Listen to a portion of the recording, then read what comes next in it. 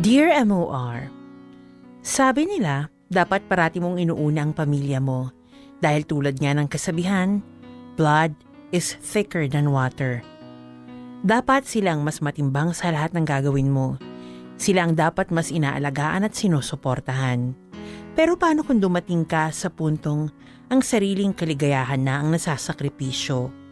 Pagiging madamot na kayang maituturing kung paminsan-minsan isasantabi mo muna ang pagiging responsabling miyembro ng pamilya? Popoy at Hasmin, ako nga pala si Mara. Tulad ng sinasabi ng nakakakilala sa akin, isang ulirang anak. Nagtatrabaho ako bilang isang data analyst at nagsisilbing breadwinner ng pamilya.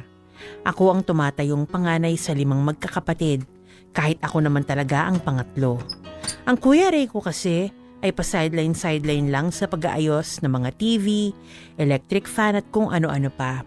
Habang si Ate Leia, nagbibenta naman ng mga bag, sapatos at damit. At ang dalawa naman naming bunso ay parehas na nag-aaral pa.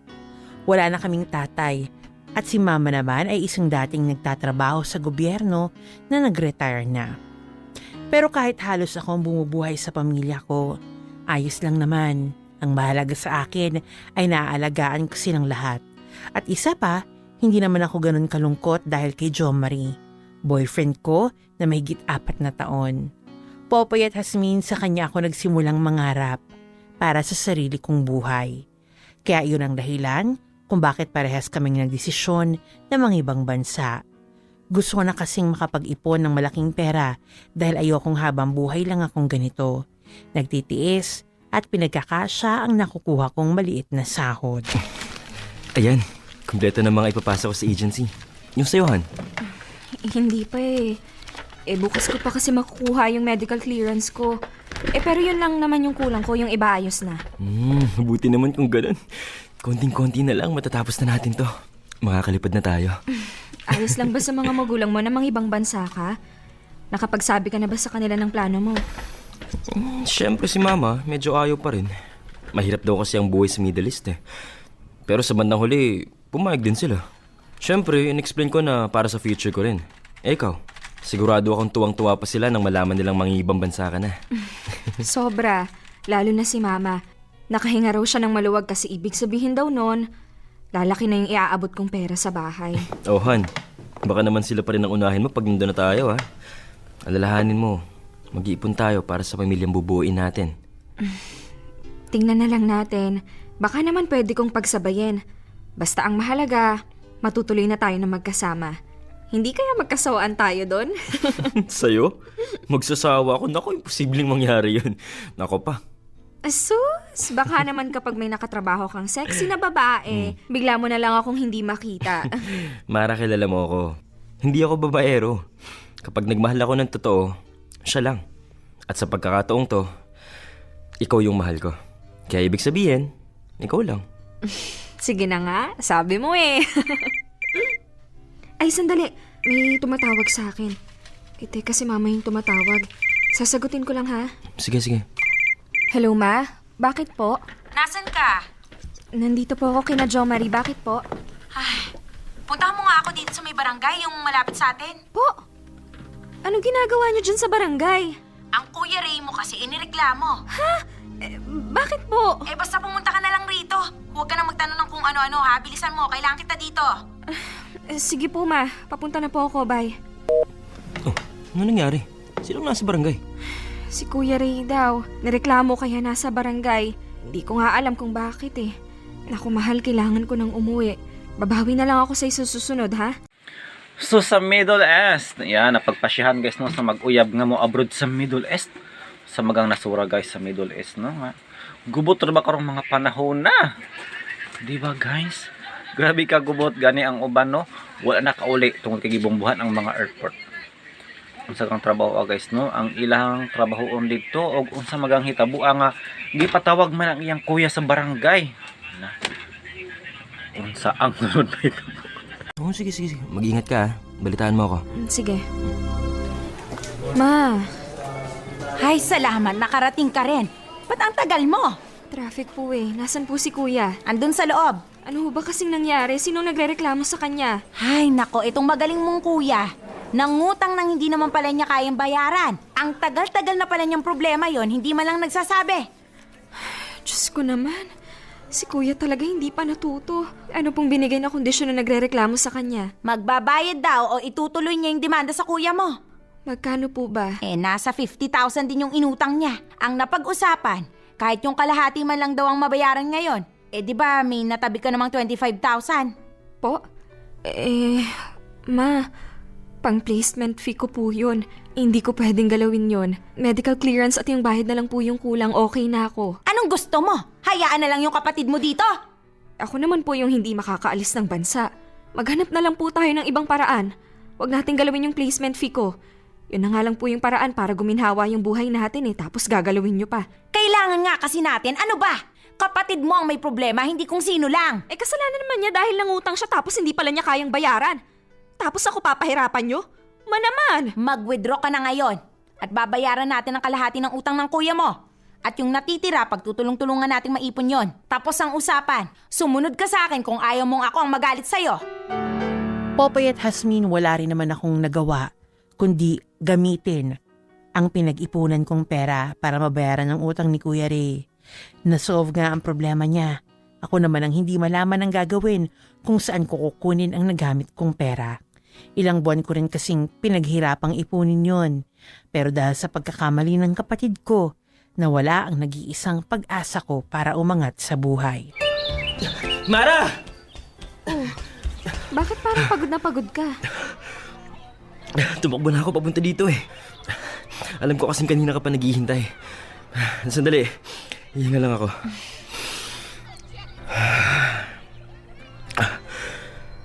Okay. Hi, Han.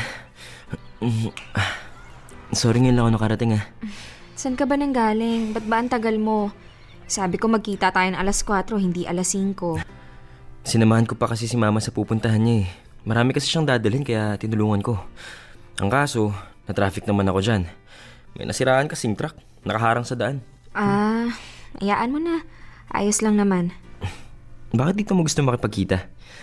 Sana sa kainan na lang tayo nagkita para makakain na tayo ng hapunan. Konti lang kasi yung tao dito, makakapag-usap tayo ng maayos. Oo nga pala. Sa Lunes ko na ipapasa yung mga requirements ko sa agency. Ikaw, kamusta yung iyo? Sumabi ka na sa akin. May may konting problema. Problema? Anong problema? Yun nga sana yung pag-uusapan natin Ano ba yun? Mara pinapakaba mo naman ako Sige na, sabihin mo na. Di ba naalala mo nung isang araw, nakulong si Kuya Ray? Oo. Kamusta na pala siya? Nakalabas na ba? Hindi mo na ako binalitaan dun Oo, nakalabas na siya. Nagawa namin ng paraan. Ano ba kasi nangyari sa kanya? Nangutang kasi siya ng 50,000 dun sa kakilala niya. Huh? Akala daw niya mababayaran niya agad. Pinampusta niya kaso ayun, natalo siya. Tapos ilang buwan na pala niyang pinagtataguan hanggang sa nahanap siya at pinabarangay. Teka, 50,000? Ang laki nun Paano niyo naresolbahan? Binayaran namin yung kalahati. Tapos yung natitira, ang sabi namin o unti-untiin namin. Pumayag naman yung nagreklamo kasi ang mahalaga, nagbayad ng kalahati. Yun kasi yung usapan nila. So 25,000. Saan niyo naman nakuha yun? Yun na nga yung problema Yung pinambayad namin sa utang ni Kuya Ray, yun yung pang-placement fee ko sana. Ano? Ibig mo sabihin? Hindi na muna ako matutuloy kasi nagastos na Ano ba naman yan, Mara? Plano natin to Ikaw pa nga nag-iya sa akin tapos ikaw pala yung hindi matutuloy? Gumawa naman ako ng paraan Nanghiram na ako kung kani-kanino. Kaso mga gipit din yung mga kakilala ko.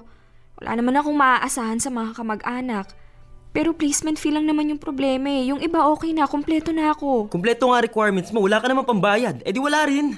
Baka naman pwedeng i-postpone muna natin. Bigyan mo lang ako ng ilang buwan para pag-ipunan yun. Ano?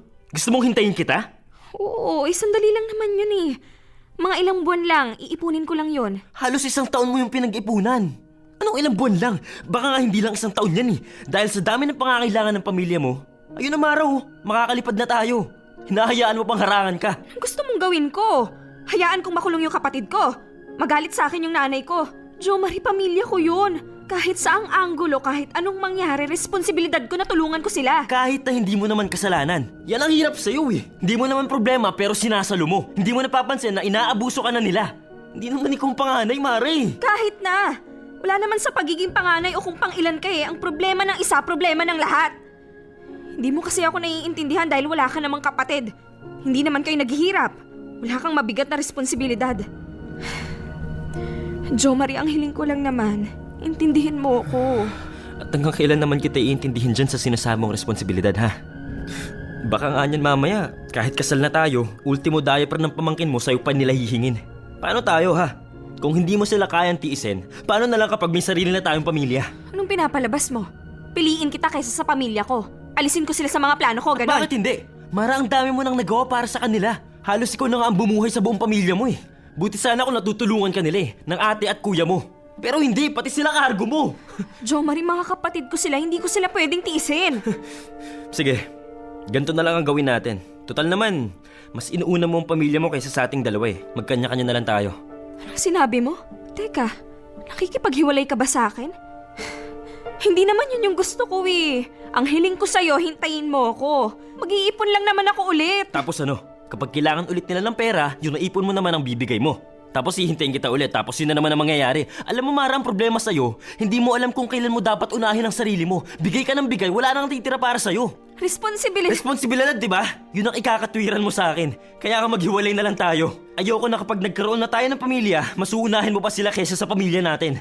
Kaya hanggat wala pa tayo sa puntong yung tigilan na lang natin to. So, tigilan muna. Nakigbuwag ang laki guys, doy kaayo guys no, wala siya kasabot guys sa sitwasyon nga unta. Pamilya man tana no sa babae ang nakasalalay.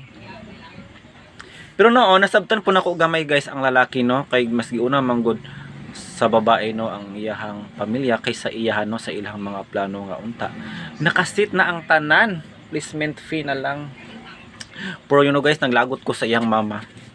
Wa kasabot sa sitwasyon no nga unta na ang gitiguman sa babae no para raman po na guys sa ilahang pamilya. Apil lang po tan iyang mama maka-benefits ana. Siguro mas laboro no siyang mama ang iyahang kuya kaysa iyahang mismo. Popoy at Jasmine, akala ko isang simpleng away lang yun. Napapalampasin lang ng ilang araw ay okay na. Pero nalaman ko na lang sa kaibigan namin na tinuloy pala ni Jo Marie ang plano niyang mangibang bansa kahit hindi ako kasama. Sa madaling salita, iniwan niya ako at naintindihan ko na rin na doon na nagtapos ang relasyon namin. Sobra ako nasaktan. Bakit niya ako iniwan? Bakit parang pakiramdam ko, ako ang kinarma sa kasalanang ginawa ni Kuya Ray? Ako na nga ang nakuhanan ng ipon. Ako pa ang iniwanan ng taong minamahal. Parating gano'n na lang ang nangyayari sa tuwing pinipili kong unahin ang pamilya ko. Ano naman kasi ang magagawa ko? Mas kailangan nila ako. Popoy at Jasmine, lumipas ang 6 na taon na wala akong ibang ginawa kundi suportahan ang pangangailangan ng pamilya ko. May kinakasama na si Kuya Ray, habang si Ate Lea naman ay nagkaroon na ng 2 anak at iniwan ng boyfriend. Kaya ang nangyari, akong sumasagot sa mga kulang. Kahit mahirap ay masaya naman ako dahil second year college na ang panganay namin, habang ang bunso naman namin ay nasa high school. Sa 6 na taon ng pagiging single, dito ko nakilala si Victor. Nagsimula sa pagiging magkaibigan hanggang sa nauwi ang lahat sa isang masayang relasyon. Kaya lang Popoy at Jasmine, hindi sa kanya boto si Mama. Parati kasi nitong sinasabi na masisira lang daw ang konsentrasyon ko sa pagtulong sa pamilya kapag nakipagrelasyon ako kay Victor. Oh, ayan. Nasa tapat na tayo ng bahay namin. Salamat sa paghatid ah. Nakakahiya sa'yo na palayo ka patuloy. Sus, wala yun. Normal na iatid ng boyfriend ng girlfriend niya sa bahay nila. Saka baka mamaya mapano ka pa sa daan eh. Mas lalo pang magalit sa akin yung mama mo. Sa bagay. Teka, gusto mo bang pumasok muna? Magkape? Hindi na. Baka gabihin pa ako kapag nagstay pa ako sa inyo. Hinatid lang talaga kita. Sige. Ay, oo nga pala, may iaabot ako sa'yo. Teka, kukunin ko lang sa bag ko ah. Sige. Nasaan na ba yung wallet ko? Ito. 1, 2, 3. Oh, ito. Yan yung share ko para sa pang-vegan natin sa katapusan. Huh? Ikaw na lang yung mag-abot kay Kay, ha? Uy, teka. Ba't nag-aabot ka sa akin ng pera? Di ba sabi ko sagot ko na yung sa ating dalawa? Tago mo na lang yan, ako nang bahala. Kapag pinagsama mo yung atin mahal, mapapagastos ka palalo. May mga binabayaran ka rin, kaya ito na yung share ko. Sige na, tanggapin mo na. Hindi ako sanay na nililibre ako eh. Hindi na, mahal. Ayos lang. Mas kailangan mo yan. Tatanggapin mo to o hindi ako sasama. Mamili ka. Ayos ka rin no? Sige na nga. Ayan. O, edi tapos ang usapan. Sigurado ka ba dito? Baka naman magkulang ka sa budget nyo sa bahay mo o sa allowance mo. Ano ka ba? Ayos lang ako, no? Parati namang sobra yung binibigay ko kay mama eh. Kaya hindi naman siguro magrereklamo yon kung medyo isasakto ko. Tsaka minsan lang naman yan. Sige, ikaw bahala. O paano, mauna na ako ha. Kita na lang tayo sa office bukas. Tawagan kita pag uwi ko. Sige. Ingat ka. I love you. Love you too. Bye. Makapasok na nga sa loob para makapagpahinga na ako. Gabing-gabi na, magkasama pa rin kayo ng boyfriend mo. Hinatid lang po ako ni Victor, ma. At saka mag-aalas 8 pa lang Nako, po. nagdadahilan ka pa. O ano, kumain ka na ba? Opo. Kumain muna kami sa labas bago niya ako hinatid. Sumeldo na po pala ako. Ito na po yung allowance para sa bahay. Kompleto na po yan. Hay, salamat. Nakapagbigay ka rin. Akala ko matatagalan na naman ng pag-aabot mo eh. Sige po, ma. Magpapahinga na po ako. Teka. Bakit ito lang? Hindi naman ganito yung palagi mong binibigay ha? Sakto naman po yan sa mga pangangailangan natin dito eh. Sakto. Alam mo bang hindi pwedeng sakto lang? Kailangan may sobra. Paano kapag nangailangan ng ganito, ganyan? Saan ako kukuha ng pera? Di mag-aabot na lang po ako kung ganun. Hay, yan ang nga bang sinasabi ko eh. Nagka-boyfriend ka lang, nakakalimutan mo na yung responsibilidad mo dito sa bahay. Po? Paano ko nakalimutan yung responsibilidad ko? Kakabigay ko lang po sa inyo ng pera. Bakit kulang to? Kaya sakto lang po yung binigay ko muna dito sa bahay kasi po may kailangan akong bayaran. Nagbigay ako ng share sa kaibigan ko para sa pagpunta namin sa vegan. Ayan, dyan ka magaling. Ang maglakwat siya. Ano, ini-impluwensyahan ka na naman ng Victor na yan? Ma, pwede ba wag niyong isali dito si Victor? Hindi po ba pwedeng magsaya ako kahit paminsan-minsan lang? Pera ko naman po yung pinanggagastos ko eh. Hindi naman po ako nanghihingi sa inyo. At isa pa nag-abot ako ng pera dito sa bahay, hindi ko lang sinobrahan. Alam mong kailangan natin ng pera, Mara. Kailangan ng mga kapatid mo.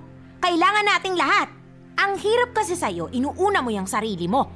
Habang tumatagal, sumasama na yung ugali mo. Nagiging madamot ka na. Hindi ako nagdadamot, ma. Ano yung ginagawa mo?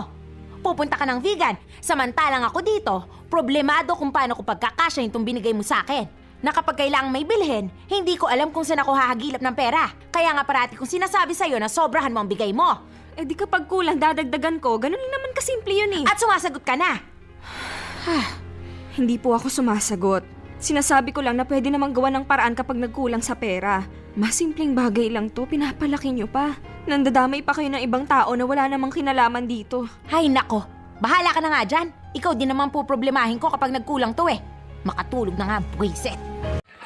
Guys, naulit ko sa iyang mama. Naulit ko na mati. I'm sure naulit po guro mo guys, no? Yung mama no, kinaong og kwarta. Di makasabot. Angay, makontinto yung mama no kung pilay hata kay dili man siya mo naghago. Gani itong time no nga na priso ang ihang kuan igsuon no iyang kuya. Mas gila pa gipalabi pa man gani no sa cinder guys. Kisa sa iyang kogalingon. Nya karon gitagaan na gani kwarta pero reklamo pa kay kulang. Mo naglagot ko guys. Unsa gay ending ani guys no? Maduna gay misunderstanding ang mag-ina. Manang atong paminawon guys ang sumpay. Popoy at Hasmin, kahit naman may boyfriend ako, hindi ko pa rin nakakalimutan ang mga responsibilidad ko sa pamilya ko. Pero parang ang gusto kasing mangyari ni Mama, lahat ng atensyon ko ay nasa kanila. Paano naman ako? Paano naman ang kagustuhan ko? Ayokong isumbat lahat ng nagawa ko. Kaya lang minsan, gustong-gusto ko nang gawin yon. Pakiramdam ko kasi, sa paningin ni Mama, nagiging madamot na ako kahit ang totoo naman. Lahat ng meron ako, ay sa kanila ko na binibigay. #Dear MOR Madamot. Dear MOR.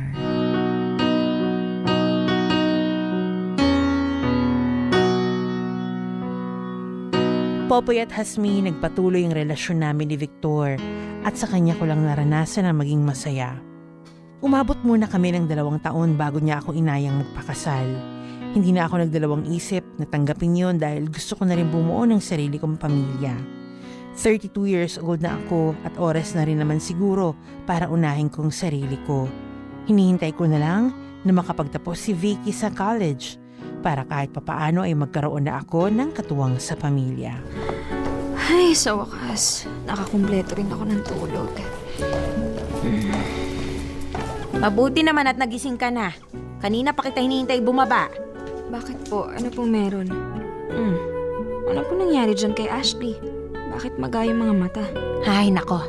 Ikaw nang makipag-usap dyan sa kapatid mo. Ano nangyari sa'yo, Ashley?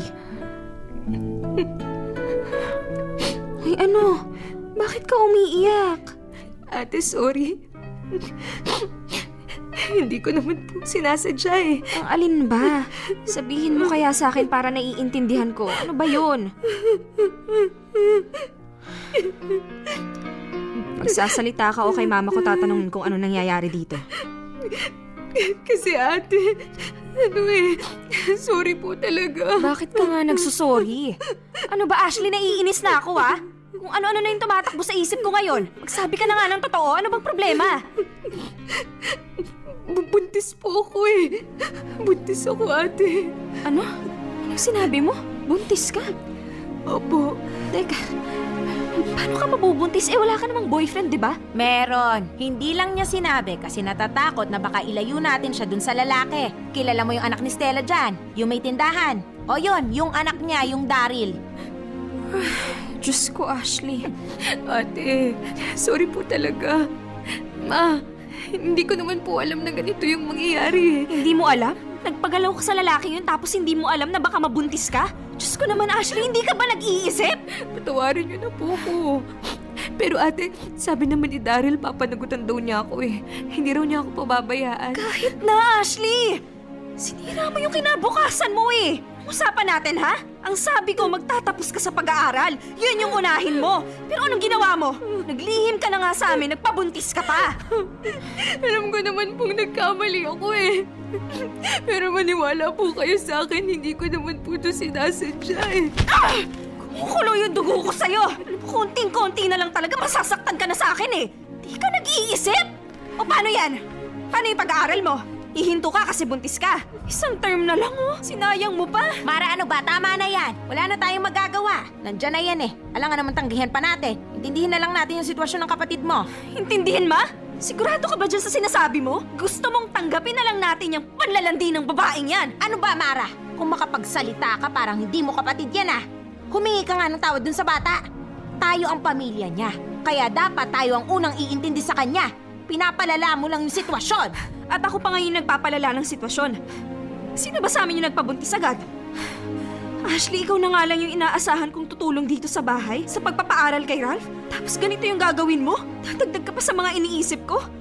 Malamang sa malamang ako na naman sasalo ng problema dito. Ganun naman yung nangyayari eh. Ako yung tagasalo ng lahat. Hoy! Ayusin mo nga yung pananalita mo. Anong pinapalabas mo ha? Nanunumbat ka na ngayon. Nagbibilang ka na ng mga naitulong mo dito sa pamilya natin. Aba, di ba responsibilidad mo naman yon? Bakit ma? Ako lang ba yung anak nyo?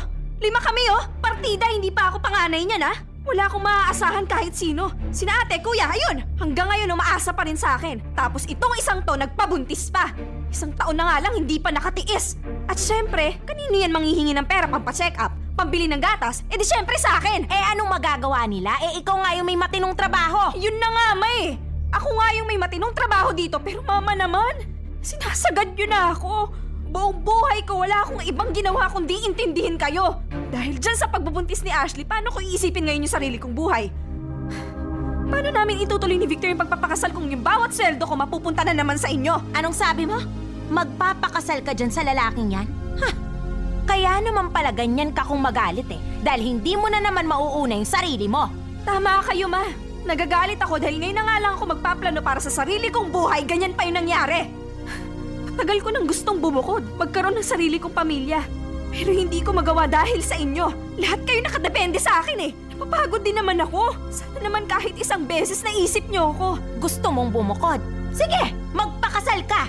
Kalimutan mo na kami. Pabayaan mo na kami. Maging makasarili ka. Tignan ko lang kung maging masaya ka sa buhay mo. Makasarili? Imagine guys, naingon lang siya nga magminyo ng pakasal na para maplasa na po rin yung kagulingon niya, ningon niya pa mama nga makasarili siya. Guys, klaro man kaayo no nga murag pangwartahan ra man siya. Mura na siya na imong breadwinner nga unta na dili man siya ang panganay no. Nga murag nagipaboran guys no ang iyang mama guys. Pangutana na ako ron guys no. Iya ba tinuod na anak or basin og inampon lang siya. Guys, kung na may madamot sa istorya no, dili ang sender kundi ang iyahang pamilya, ang iyahang mama. 32 na siya no. Sama siyang giingon.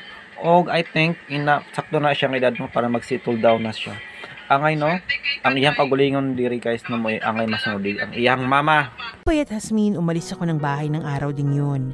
Nagsama kami ni Victor at pagkatapos sa 10 buwan ay tinuloy namin ang kasal. Lahat nakapunta, maliban sa pamilya ko.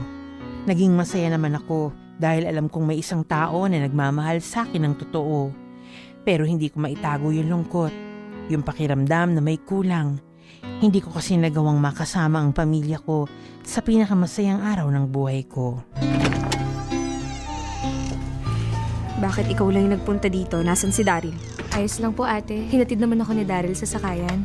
May job interview po kasi siya ngayon sa isang call center kaya hindi na po ako nagpasama. Mabuti naman at naisipan na niyang maghanap ng trabaho. Kailangan po lumalaki na yung gastos namin sa anak namin.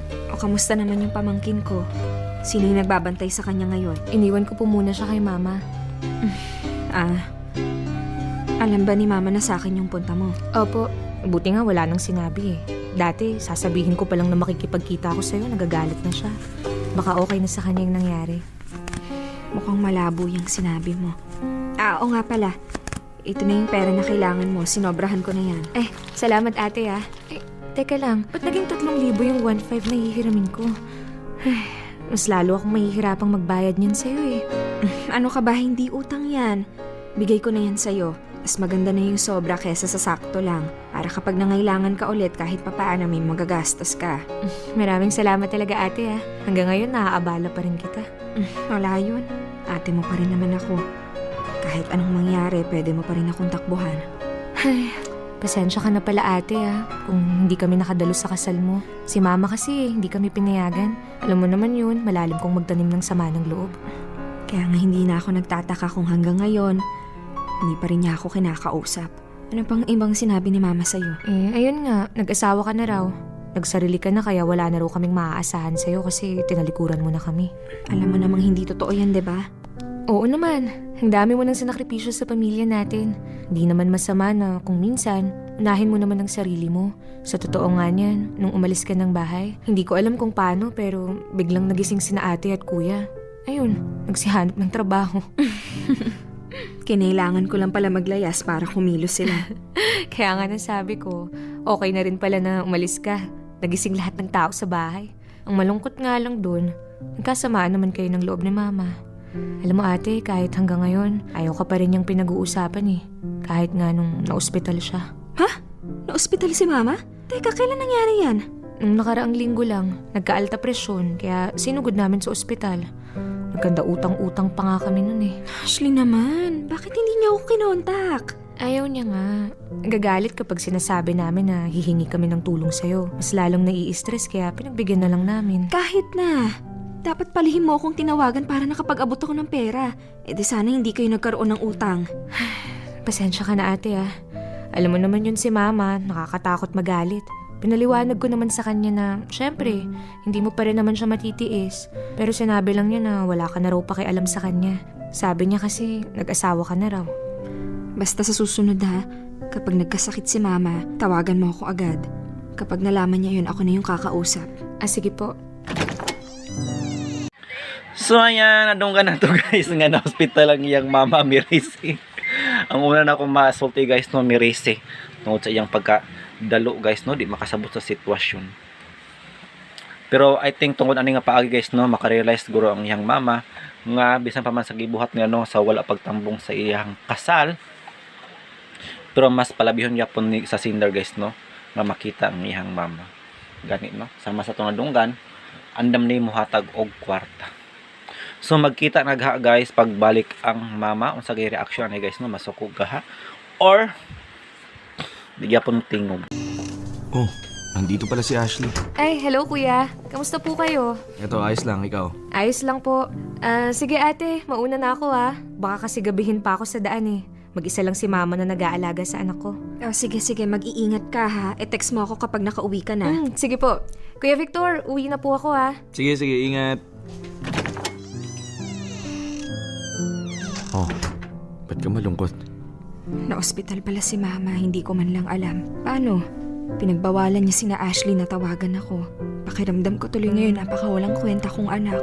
Hindi ko man lang natulungan yung nanay ko. Hayaan mo na. Alam mo namang masama ang loob sa'yo ng mama mo, hindi ba? Huhupa din yan. Di ka rin matitiis nun. Hindi mo kilala si mama eh. Kapag nagtanim ng sama ng loob yun, grabe. Hindi ko na tuloy alam kung magkakaayos pa ba kami o hindi. Gusto ko lang naman na sundin kahit isang beses lang yung gusto ko eh. Kaso, ganito naman yung nangyari. Huwag mo nang isipin yon. Pero kung hindi ka matahimik, kung ako sa'yo, ikaw na mismo ang lumapit sa mama mo. Ikaw na makipag-usap. Hindi naman ako kakausapin nun eh. Subukan mo lang. Kapag hindi umubra, dumistansya ka muna. Tapos kapag naramdaman mong medyo okay na, subukan mo ulit. Ganun lang. Basta ang mahalaga, sinusubukan mong magkaayos kayo. Yun lang. Tingnan mo, lalambutin yung puso niya sa'yo. Popeye at Hasmin, 10 buwan kong tiniis ang pamilya ko. Pero nang malaman kong na-ospital pala si mama, abot hanggang langit ang konsensya ko. Dito ko natanong sa sarili ko kung naging mabuting anak ba ako o kapatid. Pakiramdam ko kasi ay napabayaan ko sila dahil sa mas inuna ko ang kaligayahan ko. Pasensya ka na ate Medyo magulo yung bahay. Puro kasi laruan eh. Hindi pa kasi ako nakakapag-ayos. Ano ka ba, ayos lang? Parang hindi pa ako sanay. Teka, nasan nga pala yung tatlo? Si Kuya Riz, saka si Ate Grace, parehas nasa trabaho. Mamaya pa siguro yung uwi ng mga yon. Tapos si Ate Lea, nasa probinsya ng boyfriend niya. Yung tatay ng mga anak niya, nag-aayos na kasi sila. Tapos si Ralph naman, malilate daw ng uwi dahil may group project na ginagawa. Aba, puro mga busy Ngayon nga lang naging tahimik yung bahay Ashley, sino ba yung Hi, Ma. Bibili lang ako ng merienda sa labas. Kamusta na po kayo, Ma? Eto, buhay pa rin. Anong ginagawa mo dito? Dumadalaw po. Dumadalaw. Akala ko kinalimutan mo na kami. Simula nung pinagpalit mo kami dyan sa pagpapakasal mo. Ma, alam ko na hanggang ngayon masama pa rin po yung loob niyo sa akin. Kaya nga po ako nandito para bumawi sa inyo. Sa katunayan nga po niyan, ito po, nagdala ko ng allowance mo para sa mga gamot. Sinabi na po sa akin ni Ashley yung sakit mo. Hindi ko kailangan ng pera mo. May pensyon akong nakukuha kaya may pera ako. Pandagdag po ito. Tsaka alam ko naman po na ginagamit niyo po yun para kay Ralph Kaya simula ngayon, ako na po ulit yung magpapaaral sa kanya. Akong bahala sa inyong dalawa. Hindi na. Nandyan naman si Ray. Nag-aabot naman sila kahit papano. Ma, tama na. Tigil na po natin tong samaan ng loob. Nakakapagod na po kasi. Gabi-gabi po akong hindi makatulog dahil alam kong galit kayo sa akin. Hindi po ako sanay na ganito, ganyan. Sana naisip mo yan bago mo kami tinalikuran. Hindi ko po kayo tinalikuran, Ma. Inuna ko lang po muna yung sarili ko. Alam niyo naman po na buong buhay ko. Kayo lang yung iniintindi ko O ano, nanunumbat ka na naman? Ma, hindi po. Gusto ko lang po ipaintindi sa inyo na may sarili rin naman po akong buhay. Na gusto ko rin magkaroon ng sarili kong pamilya, ng mga anak. Akala mo ba hindi? Akala mo ba hindi ko naisip na baka dumating yung araw na yan na magkaroon ka ng sarili mong pamilya? Paano yung mga kapatid mo? Malalaki na po sila. Kaya na nila yung mga sarili nila. Ang bigat lang po kasi nung binigay niyo sa aking responsibilidad Halos lahat inahako ko. Mula kay kuya hanggang kay Ralph, ako lahat. Ni halos wala akong naipon para sa sarili ko. Naiintindihan ko. Pero anong magagawa ko, Mara? Kailangan ka ng mga kapatid mo at ikaw lang ang naaasahan ko sa lahat ng bagay. Alam kong masama tong sasabihin ko. Pero sa inyong 5, ikaw ang pinakamagaling, pinakamadiskarte, pinakamatyaga. Kaya sa'yo ko sumasandal kasi naniniwala akong kaya mo Pero bakit ako lang? Bakit hindi mo kinukumbinsi sina kuya? Si ate, naging panganay ako nang wala sa oras At doon ako nagkamali. Naging kampante ko na hindi ka magrereklamo na ikaw ang sasalo ng lahat. Na hindi ka aangal kasi parati mong inuuna yung pamilya natin kaysa sa sarili mo. Aminado naman ako dun May kasalanan din ako. Hindi ko lang siguro naiwasan na maramdaman na kaya ka magpapakasal ay para matakasan mo kami. Ma, hindi po yan totoo. Hindi ko po intensyon na iparamdam yun sa'yo. Ang gusto ko lang po, Pagbigyan niyo ako kahit minsan unahin ko naman yung gusto ko. Yung magpapasaya sa akin. Hindi naman po porket nag-asawa na ako, kakalimutan ko na kayo. Paano pag nagkaroon ka na ng anak? Paano na kami? Kapag dumating po yun, sigurado akong kaya na ng mga kapatid ko yung mga sarili nila. Na maayos na yung buhay ni na Kuya Ray at Ate Lea. Nagagawa ng sustentuhan si Ashley ng tatay ng anak niya. Tapos si Ralph, may maganda ng trabaho. O kahit magtatapos na sa pag-aaral. Pababayaan niyo rin naman ako kapag may mga sarili na kayong buhay. Ma, hindi mangyayari yun. Sisiguraduhin ko yun kasi wala naman kami dito sa mundo kung wala ka. Kayo ni Papa. Itong ginagawa ko, walang-wala to sa nagawa niyo sa amin noon. Sa mga hirap na pagpapalaki niyo sa amin. Kaya sorry, Ma. Sorry sa mga nasabi ko sa'yo. Sumama lang po yung loob ko. Ikaw naman kasi. Iniisip mo na kaagad na ikaw yung sasalo ng problema ni Ashley. Hindi naman. Siyempre hindi ako papayag na hindi siya panagutan ng lalaking yon. Masyado ka namang marami kasing iniisip. Kaso, gano'n naman ang mga sinabi mo. Kaya sorry po talaga, Ma. Aminado naman po ako na may kasalanan din ako Ma, okay na po ba tayo? Bati na po tayo? Ay, hindi ko alam. Depende sa magkano ang iabot mo dito sa bahay. Huwag po kayong mag-alala, Ma. Hindi na po to sakto. Sinobrahan ko na po yan. Nako, mabuti naman kung ganon. Masyadong magastos niyang bunso mong kapatid. Ang daming hinihinging gastos para sa mga projects niya. Diyan niyo na po kunin lahat. Kapag kulang, tawagan niyo lang po ako ulit. Basta palagi niyo pong tatandaan, kahit may mga apo na kayo sa akin, hindi ko pa rin po kayo pababayaan at hindi ko kayo pagdadamutan kung anong meron ako. Popoy at Jasmine unti-unti ay naging maayos ulit ang lahat. So, nagkasinabot, ragbalik guys ang mag-ina. Pero, kung depende daw ang ihatag ani. Ay, naulat niya po ko guys. Ang bot. Inahana guys, no? Kaya naong yun o kwarta. Pero may nalang gani guys, no? Kaya ang single, no? Kaya na siya kasing-kasing nga masay nabtunon kaayo, no? Kung ako ato guys, no? Istorya siya ang mama, siguro mutaas, siguro akong tingog. Wala, guri dili guro magkabalik kay guys ang maayo namong buot kung inato magaino ang ipakita niya nga reaction. Munang bilib ko guys sa sender no tungod sa kataas sa iyang pasensya no og pagsabot. Tinuloy-tuloy ko ang pagbibigay ng sustento sa bahay at sa pag-aaral ng bunso namin. Sa ngayon ay 2 taon na lang at matatapos na si Ralph. May isa na ulit na tutulong sa akin para maalagaan si Mama. Kahit na ang dami kong oportunidad na nilagpasan para sa pamilya ko, masaya pa rin ako. Proud pa rin ako dahil may 2 akong taong napagtapos sa pag-aaral. At yun ang hindi ko ipagpapalit kahit sa anong bagay. Popoy at Jasmine, dito ko natatapusin ang liham kong ito. Ngayon pa lang nagpapasalamat na ako kung sakaling mapili niyo ang kwento ko. Sana pagpalaing pa kayo ng Diyos at tumagal pa sa radyo ang Dear MOR. More power sa inyo, kamorkada. Lubos na nagpapasalamat, Mara. So ayan guys, andun ka nato no, ang story ni Mara guys. So si Mara pala no ang sender. So believe ko guys no sa pagkatao ni Mara no tungod sa iyang taas kayo no nga pagsabot guys. Sa eliminasyon sa time no nga nag-abot sila guys no sa iyang mama kay murag wala na gyud siya kagwanta no sa iyang gibati guys. Siyempre lain may paminawon guys no nga dumtan ka no sa imuhang mama di ka tinggan. Munang isip anak, syempre siya yun no ang unang nga muduol kaysa iyang mama. Og may gani guys no kay nakasabot ra siya no. Og naka-adjust na sa iyang mama guys nga naong og kwarta. Pero noon may point pud iyang mama no kay gitantaw ra man guniya guys nga ang iyang mga anak mabutang no sa hustong kahimtang pero lagi tungod sa pag-una-una siya mga anak, nalimtan niya si Mara no nga apoy kaugulingong desisyon og mga pangandoy sa kinabuhi. No?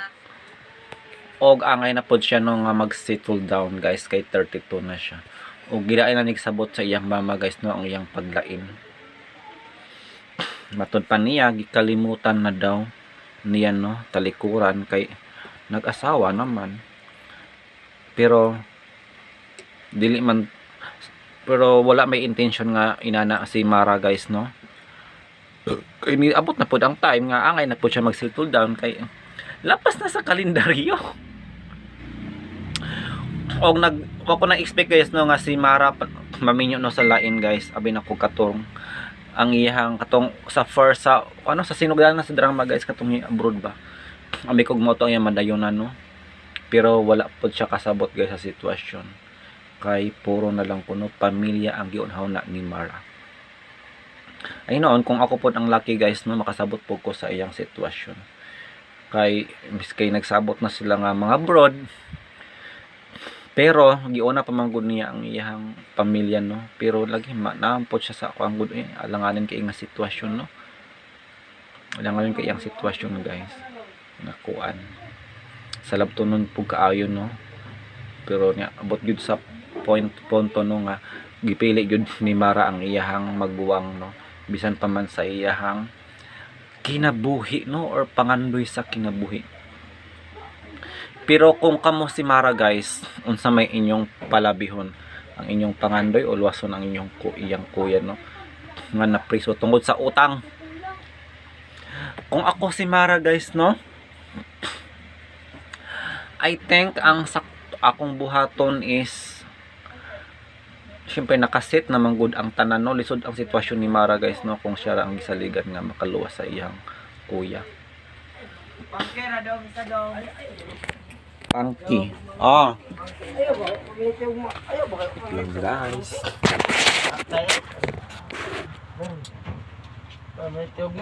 Isa lang ka pangki.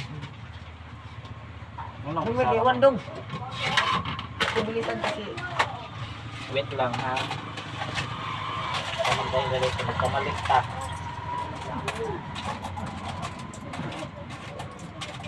Ito isat ka naman. Isat ka naman. Wala mas naman. Agad ang roy no. 40 na, 40.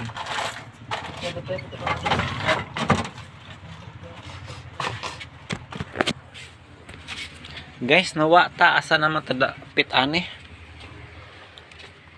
Munang bilib ko guys no sa kaagi ni Mara guys. Atong first ever episode sa atong channel guys, ang Dear MOR reaction video. Ang tano dili ta maka-copyright ani guys. Copyright strike or suspended sa bako lang. Pero gibutangan naman nato ng mga reaction guys, reaction video man atong gihimo. Ang tanong itugot ni guys sa Dear MOR sa ABS-CBN no kay sister company man na sila. Kini atong gibuhat guys. Total is dugay naman pud nga video is 7 years naman pud ni. Munang please lang no itugot intaw ni sa inyo Dear MOR no kini akong gibuhat. Anyway nagbutang naman po tag disclaimer sa ubos no.